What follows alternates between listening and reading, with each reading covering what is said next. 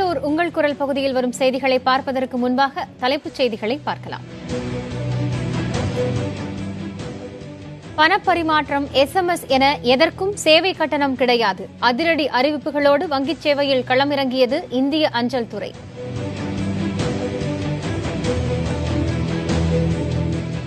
பன்றிக் காய்ச்சலால் பாதிக்கப்பட்ட 9 பேருக்கு நெல்லை அரசு மருத்துவமனையில் தீவிர சிகிச்சை. மருந்துகள் கைவசம் இருப்பதால் மக்கள் அச்சப்பட தேவையில்லை என மருத்துவர்கள் விளக்கம். உரிய வறட்சி நிவாரணம் கேட்டு தமிழகம் முழுவதும் விவசாயிகள் போராட்டம். சாலை மறியலில் ஈடுபட்ட ஏராளமானோர் கைது.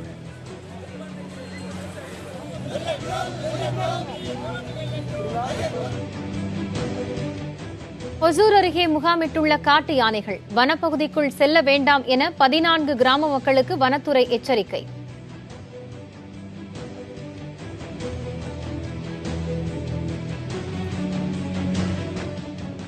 பன்னிரண்டாவது நாளாக தொடரும் கூட்டுறவு நூற்பாலை ஒப்பந்த தொழிலாளர்களின் வேலை நிறுத்தம். ஊதிய உயர்வு வழங்கும் வரை போராட்டம் தொடரும் என்று அறிவிப்பு.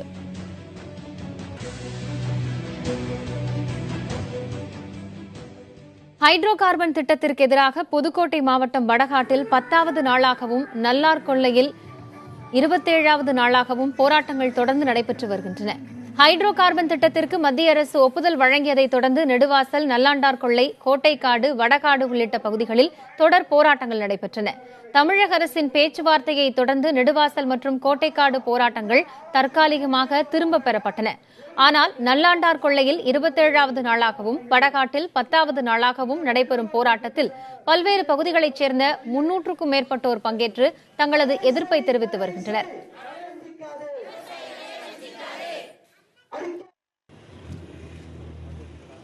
நெல்லையில் பன்றிக் காய்ச்சலால் பாதிக்கப்பட்ட 9 பேருக்கு அரசு மருத்துவமனையில் தீவிர சிகிச்சை அளிக்கப்பட்டு வருகிறது. இத்தகவலை மருத்துவமனையின் முதல்வர் சித்தி அதிய முனவரா தெரிவித்துள்ளார்.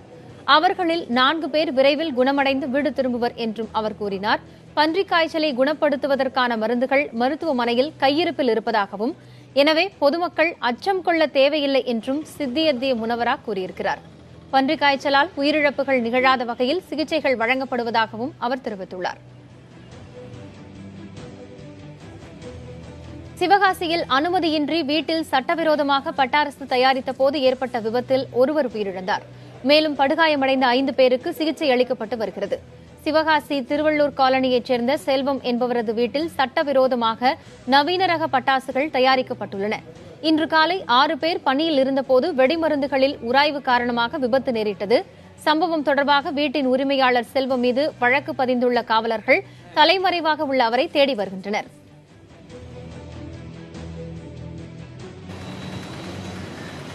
பல்வேறு கவர்ச்சிகர அறிவிப்புகளோடு வங்கிச் சேவையில் அஞ்சல் துறை களமிறங்கியுள்ளது. தபால் சேமிப்பு கணக்கில் குறைந்தபட்சம் 50 ரூபாய் இருந்தால் போதும். கட்டணம் இல்லாமல் நாடு முழுவதும் உள்ள அனைத்து வங்கி ATMகளிலும் எத்தனை முறை வேண்டுமென்றாலும் பணம் எடுத்துக் கொள்ளலாம். பண பரிமாற்றம், SMS சேவை என எதற்கும் கட்டணம் இல்லை என தபால் துறை தெரிவித்துள்ளது. தேசிய மற்றும் தனியார் வங்கிகளில் சேமிப்பு கணக்கில் உள்ள பணத்திற்கு கொடுக்கப்படும் வட்டி சதவிகிதத்தை விட அஞ்சலக வங்கியில் அதிகம் வழங்கப்படுகிறது. விரைவில் ஆன்லைன் பணப்பரிமாற்றமும் அறிமுகப்படுத்தப்பட இருப்பதாக தபால் துறை தரப்பில் தெரிவிக்கப்பட்டுள்ளது.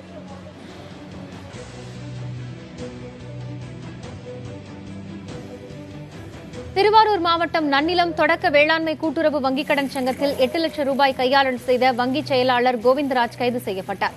கடந்த 3 மாதங்களுக்கு முன்பு ஓய்வு பெற்ற இவர் பணியில் இருந்தபோது கோணி பைகளை விற்பனை செய்ததிலும், விளம்பர பதாகைகள் வைத்ததிலும் 8 லட்சம் ரூபாய் கையாடல் செய்ததாக கூட்டுறவுத்துறை துணை பதிவாளர் நடராஜன் வணிக குற்ற புலனாய்வுத்துறைக்கு புகார் அளித்தார். இதையடுத்து இந்த கைது நடவடிக்கை மேற்கொள்ளப்பட்டது. கிருஷ்ணகிரி மாவட்டம் தோடூர் வனப்பகுதியில் சுற்றித் திரிந்த 4 காட்டு யானைகள் இன்று காலை பெங்களூரு கிருஷ்ணகிரி தேசிய நெடுஞ்சாலையில் கடந்து காமந்தொட்டி கிராம பகுதியில் நுழைந்தன. தகவல் அறிந்த வனத்துறையினர் அங்கிருந்த 4 யானையையும் பட்டாசு வெடித்து செட்டிப்பள்ளி வனப்பகுதிக்கு விரட்டினர். தற்போது சூளகிரி அருகே செட்டிப்பள்ளி வனப்பகுதியில் யானைகள் தஞ்சமடைந்திருப்பதால் வனப்பகுதியை சுற்றியுள்ள ஜோதிகிரி பாளையம், எளச்சப்பள்ளி, செட்டிப்பள்ளி உள்ளிட்ட 14 கிராம மக்களுக்கு வனத்துறையினர் எச்சரிக்கை விடுத்துள்ளனர்.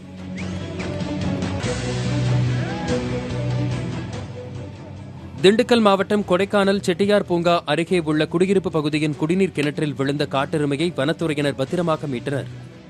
தண்ணீர் தேடி அப்பகுதிக்கு வந்த காட்டெருமை நேற்று இரவு கிணற்றுக்குள் விழுந்தது. இரவு நேரம் என்பதால் வனத்துறையினரால் அதனை மீட்க முடியவில்லை. இன்று காலையில் வனத்துறையினர் கிணற்றின் பக்கவாட்டில் ஜேசிபி எந்திரம் மூலம் பாதை ஏற்படுத்தினர். இதனையடுத்து கிணற்றில் இருந்த காட்டெருமை அங்கிருந்து வெளியேறியது.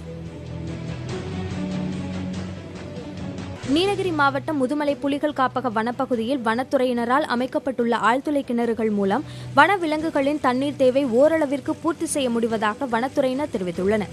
வனப்பகுதிக்குள் அமைக்கப்பட்டுள்ள ஆழ்துளை கிணறுகளில் சோலார் மூலம் இயங்கும் தானியங்கி மோட்டார்களை கொண்டு தண்ணீர் இறைக்கப்பட்டு வனவிலங்குகளுக்கு எந்நேரமும் குடிநீர் வழங்கப்பட்டு வருகிறது. காலை மற்றும் மாலை நேரங்களில் ஏராளமான வனவிலங்குகள் தண்ணீர் குடிக்க அந்த தொட்டிக்கு வந்து செல்கின்றன. ஊதிய உயர்வு கோரி தேனி மாவட்டம் ஆண்டிப்பட்டி காவிலக்கு அண்ணா கூட்டுறவு நூற்பாலை ஒப்பந்த ஊழியர்கள் வேலை நிறுத்தம் 12வது நாளாக நீடிக்கிறது. இங்கு பணியாற்றும் ஒப்பந்த ஊழியர்களுக்கு 2015ஆம் ஆண்டுக்கு பிறகு ஊதிய உயர்வு வழங்கப்படவில்லை என கூறினர். மேலும் புதிய ஊதிய உயர்வு ஒப்பந்தம் போடப்பட வேண்டும் எனவும் வலியுறுத்தி கடந்த 12 நாளாக வேலைநிறுத்த போராட்டத்தில் ஈடுபட்டு வருகின்றனர்.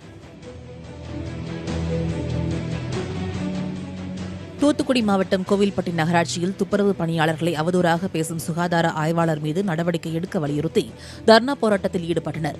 பணியாளர்களை அவதூறாக பேசுவது குறித்து சுகாதார அலுவலரிடம் புகார் அளித்தும் எவ்வித நடவடிக்கையும் எடுக்கப்படவில்லை எனவும் அவர்கள் தெரிவித்துள்ளனர். இதனால் சுகாதார ஆய்வாளர் மீது நடவடிக்கை எடுக்க வலியுறுத்தி நகராட்சி அலுவலகம் முன்பு தர்ணா போராட்டத்தில் ஈடுபட்ட துப்புரவு தொழிலாளர்கள் நகராட்சி ஆணையாளரிடம் தங்கள் கோரிக்கை மனுவையும் வழங்கினர்.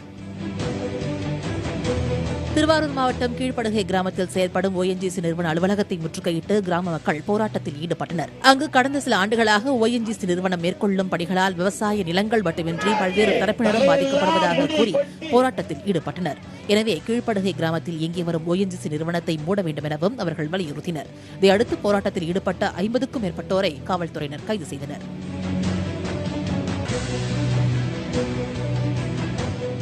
புதுக்கோட்டை மாவட்டம் திருமயம் அருகே ராங்கியமெட்டில் பள்ளி வாகனம் மோதியதில் 3 வயது சிறுவன் உயிரிழந்தான். திருமயம் அருகே துருவாசபுரம் கிராமத்தைச் சேர்ந்த பாண்டிமகன் ரிதீஸ்வரன் தனது தாயாரோடு வீட்டருகே விளையாடிக் கொண்டிருந்தான். அப்போது அவ்வழியே வந்த பள்ளி வேனின் பின்சக்கரத்தில் சிக்கி உயிரிழந்தான். இதையடுத்து வேன் ஓட்டுநர் பெரியசாமியை போலீசார் கைது செய்தனர்.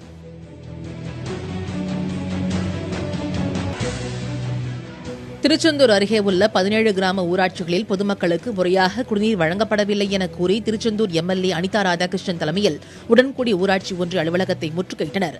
கடந்த ஆண்டு சாலை அமைக்கும் பணியின் போது உடைக்கப்பட்ட குடிநீர் குழாய் தற்போது வரை சரி செய்யப்படவில்லை என்றும் புகார் கூறினர். மேலும் கடந்த சில மாதங்களாகவே குடிநீருக்கு கடும் தட்டுப்பாடு ஏற்பட்டிருப்பதாகவும் கூறி காலி குடங்களுடன் முற்றுகை போராட்டத்தில் அவர்கள் ஈடுபட்டனர். கரூர் அருகே உள்ள காதம்பாறை ஊராட்சியில் முறையாக குடிநீர் வழங்க கோரி காலி குடங்களுடன் ஆட்சியர் அலுவலகம் சென்ற பொதுமக்கள் அங்குள்ள அதிகாரிகளிடம் மனு அளித்தனர். காதம்பாறை ஊராட்சிக்கு உட்பட்ட காந்திநகர், தங்கநகர் பகுதிகளில் 2 மாதங்களுக்கு ஒருமுறை மட்டுமே குடிநீர் விநியோகிக்கப்படுவதாகவும் கூறினர். குழாய்களை சரியான முறையில் பொருத்தி முறையாக குடிநீர் வழங்க வேண்டும் என்றும் கேட்டுக் கொண்டனர்.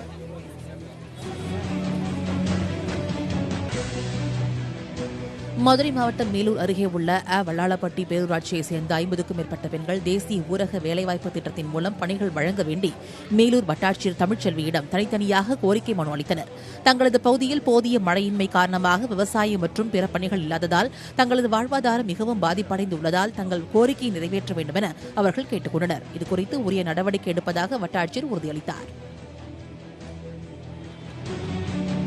தூத்துக்குடி மாநகராட்சியின் முக்கிய சாலைகளில் ஒன்றான திருச்செந்தூர் செல்லும் சாலையில் அப்பகுதியில் உள்ள மருத்துவமனையின் கழிவுகள் கொட்டப்படுகின்றன. இதில் மருத்துவமனையில் உபயோகப்படுத்தப்படும் கையுறை, ஊசிகள், மருந்து பாட்டில்கள் மட்டுமின்றி அகற்றப்பட்ட பல் உள்ளிட்டவைகளை சாலையில் கொட்டி வருகின்றனர். இதனால் நோய் தொற்று ஏற்படும் நிலை உள்ளதாக அப்பகுதியைச் சேர்ந்த மக்கள் அச்சம் தெரிவிக்கின்றனர். இதுகுறித்து தூத்துக்குடி மாநகராட்சி சுகாதாரத்துறை அலுவலர் பிரதீப் கிருஷ்ணகுமாரை தொடர்பு கொண்டு கேட்டபோது இது தொடர்பாக சம்பந்தப்பட்ட மருத்துவமனைக்கு விளக்கம் கேட்டு நோட்டீஸ் அனுப்பப்பட உள்ளதாக தெரிவித்தார். தஞ்சை மாவட்டம் திருவையாறு, கும்பகோணம், ஓரத்தநாடு, பட்டுக்கோட்டை உள்ளிட்ட பகுதிகளில் இன்றும் மழை பெய்தது. இப்பகுதிகளில் கடந்த 2 நாட்களாக மழை பெய்து வருவதால் விவசாயிகள் மகிழ்ச்சி அடைந்துள்ளனர். தொடர்ந்து மழை பெய்தால் நிலத்தடி நீர்மட்டம் உயர வாய்ப்புள்ளதாக தெரிவித்துள்ள மக்கள் மழை நீரை சேமிக்க தேவையான நடவடிக்கைகளை எடுக்க வேண்டும் எனவும் கேட்டுக் கொண்டனர். நூல் விலை ஏற்றம் காரணமாக தொழில் கடுமையாக பாதிக்கப்பட்டிருப்பதாக ஈரோடு மாவட்ட ஜவுளி விற்பனையாளர்கள் தெரிவித்துள்ளனர்.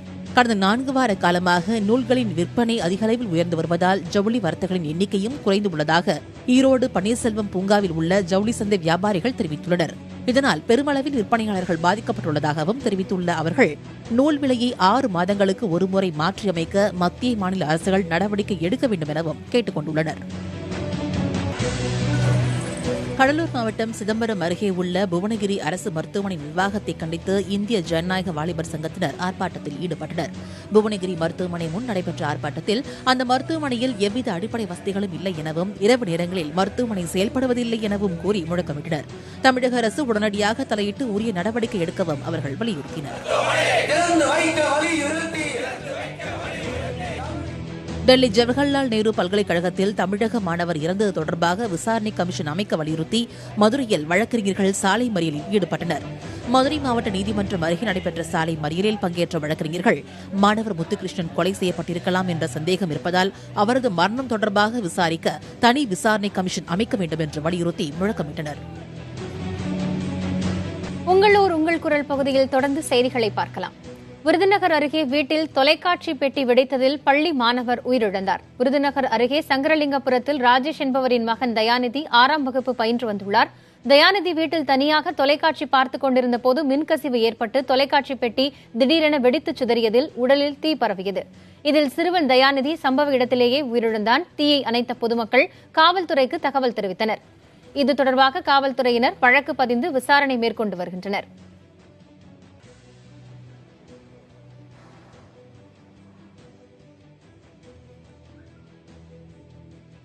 நாகையில் வேலை நிறுத்தத்தில் ஈடுபட்டுள்ள மீனவர்களுடன் அமைச்சர் பேச்சுவார்த்தையில் ஈடுபட்டுள்ளனர். நேரலையை பார்க்கலாம்.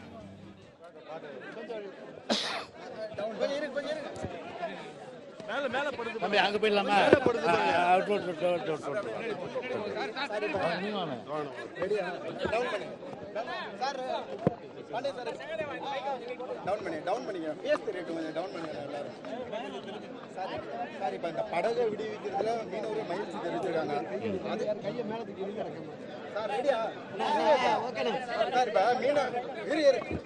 மீனவர்களை விடுவிக்கிறதுல இங்க உள்ள மீனவர்கள் மகிழ்ச்சி தெரிவிச்சிருக்காங்க. அதே சமயத்தில் படகுகளுக்கு மாற்று ஏதாவது அறிவிக்கணும்னு எதிர்பார்க்குறாங்களா? அரசு என்ன செய்யும்? அவங்களுடைய ஒரு போராட்டத்தை பொறுத்தவரையில் நீங்களே பார்த்துருப்பீங்க.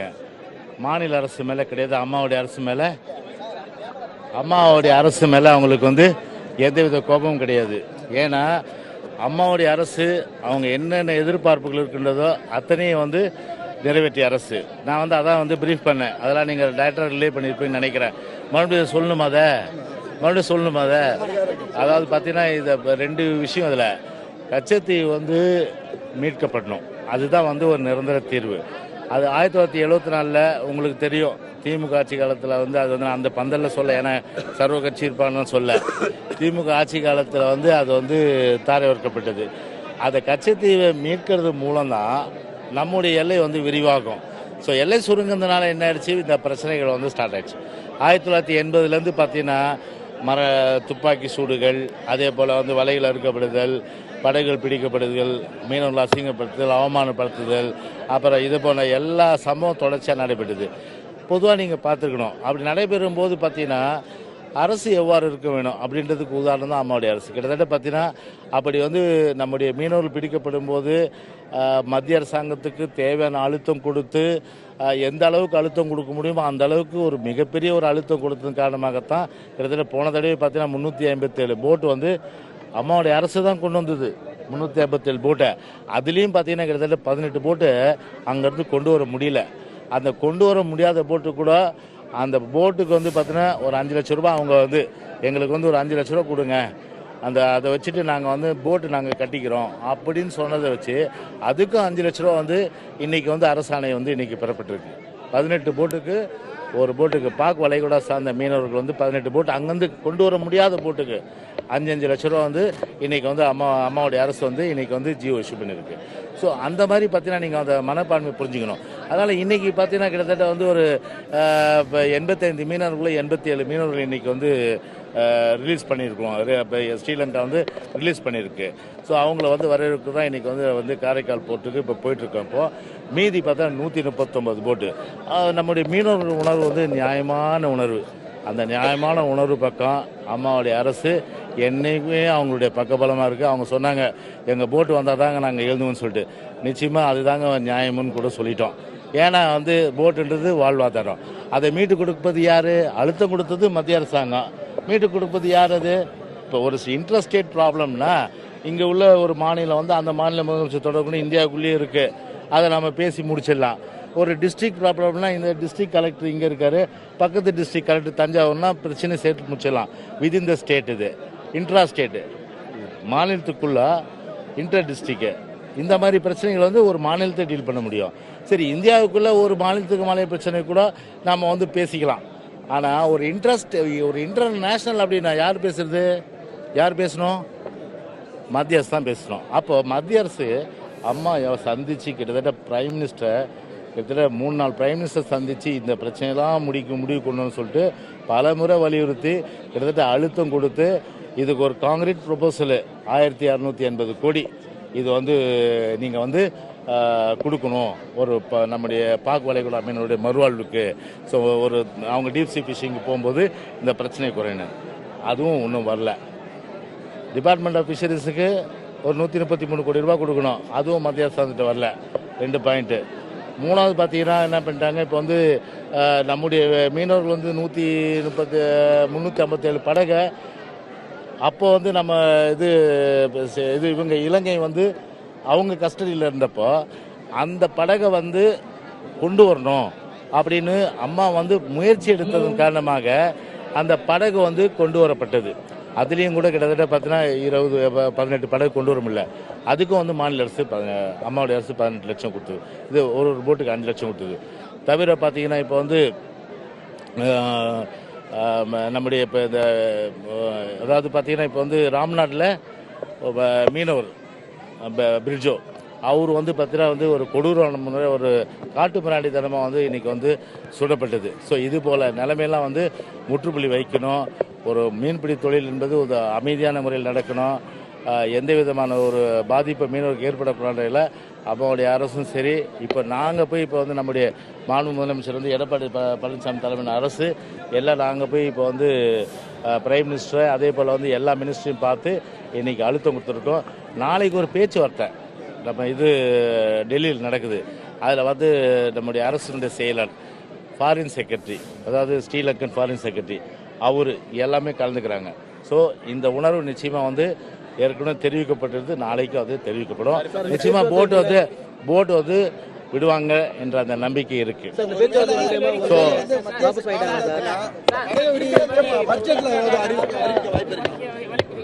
ஒருவேளை மத்திய அரசு காலத்தில் இந்த படகு விடுவிக்க முடியலன்னா மாற்றிட்டு வரோம் பட்ஜெட்ல. மீனவர்களின் உணர்வு நியாயமானது என்றும் அரசு எப்போதுமே அவர்களுக்கு உறுதுணையாக இருக்கும் என்றும் கச்சத்தீவை மீட்பதே இதற்கு நிரந்தர தீர்வாக இருக்கும் என்றும் நாகையில் வேலைநிறுத்தத்தில் ஈடுபட்டுள்ள மீனவர்களோடு பேச்சுவார்த்தையில் ஈடுபட்ட பிறகு செய்தியாளர்களை சந்தித்த தமிழக அமைச்சர்கள் குறிப்பிட்டிருக்கிறார்கள். இந்த சந்திப்பு குறித்த விரிவான விவரங்களை பின்னர் பார்க்கலாம். தொடரும் அண்மைச் செய்திகளுக்கு இணைந்திருங்கள் புதிய தலைமுறையோடு.